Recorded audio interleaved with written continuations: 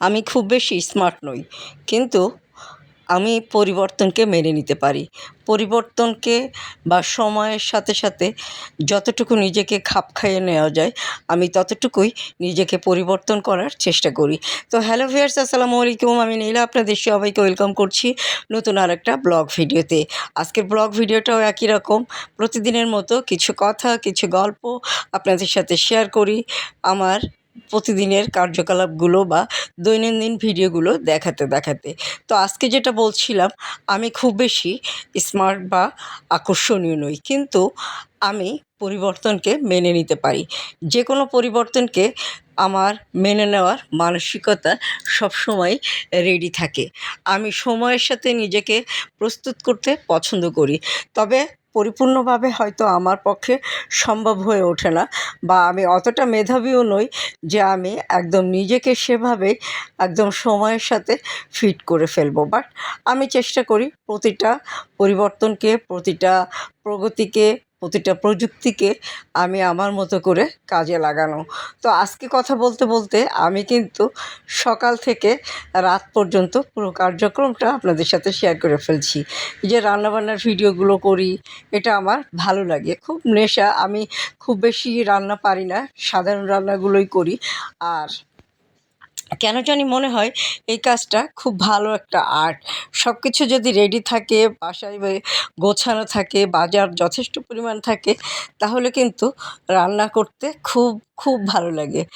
আমি রান্নার ভিডিওগুলো দেখে খুব ইন্সপায়ার্ড হই যে তারা এত সুন্দর করে যে প্রেজেন্ট করে, প্রকৃতির সাথে মিলেমিশে রান্না করছে। কেউ বা শহরের রান্নাঘরে, সবচেয়ে উন্নত রান্নাঘরেও রান্না করছে, কেউ সাধারণ রান্নাঘরেও রান্না করছে, কিন্তু কি সুন্দর করে প্রযুক্তিকে ব্যবহার করে তারা অনেক এগিয়ে যাচ্ছে।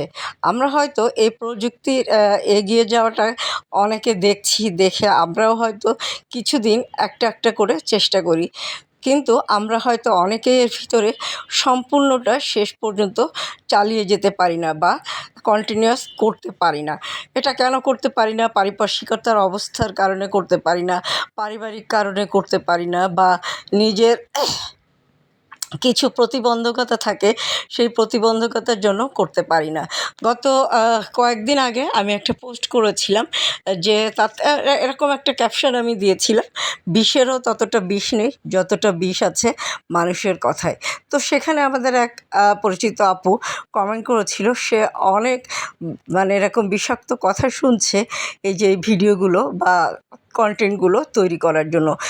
সে কিন্তু খুব শালীনভাবে, সুন্দরভাবে কিছু কন্টেন্ট পরিচালনা করে, কিন্তু আমাদের এই সমাজ এই প্রযুক্তিকে বা প্রগতিকে মেনে নিতে পারে না। আর যদি তারা হয় একটু সংস্কারযুক্ত, তাহলে তো কোনো কথাই নেই। সংস্কারমুক্ত মানুষ এখন পাওয়া যায় না বললেই চলে। বেশিরভাগ সবই সংস্কারকে আঁকড়ে রাখতে চায়, বা কুসংস্কারচ্ছন্ন বেশি অনেকেই আছে, সমালোচনা করতেও পছন্দ করে। কিন্তু আসলে এই সমালোচনাগুলো এড়িয়ে কাজ করে যাওয়া, প্রযুক্তির সাথে মিলিয়ে কাজ করা, নিজেকে পরিবর্তন করা, সময়ের সাথে মিলিয়ে কাজ করা, এটা ধরে রাখা অনেক চ্যালেঞ্জিং একটা বিষয়। তো এই চ্যালেঞ্জিং বিষয়টা আমরা সবাই শেষ পর্যন্ত পারি না, যার কারণে আমরা হয়তো অনেকটা পিছিয়ে যাই। অনেকের ভিতরে অনেক সুপ্ত প্রতিভা আছে।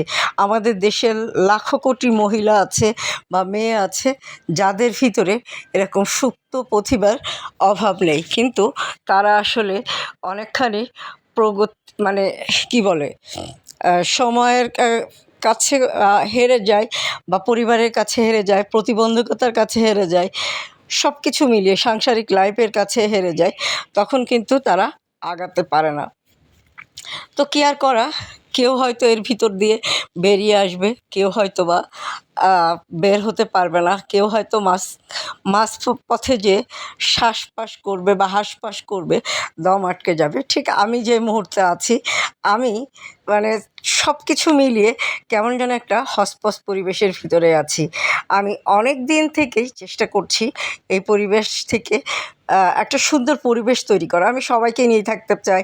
আমার পরিবার বলেন, আমার পরিবারের কে থাকে, স্বামী, সন্তান, সংসার থাকে বাবা মা ভাই বোন আত্মীয় স্বজন পরিবার পরিজন অনেকেই থাকে আপনজন, যাকে মানে আমি সব কিছু নিয়েই আমি একটু ভালো থাকতে চাই, কিন্তু আমার এই ভালো থাকাটা সবাই হয়তো ভালোভাবেও নিতে পারে না।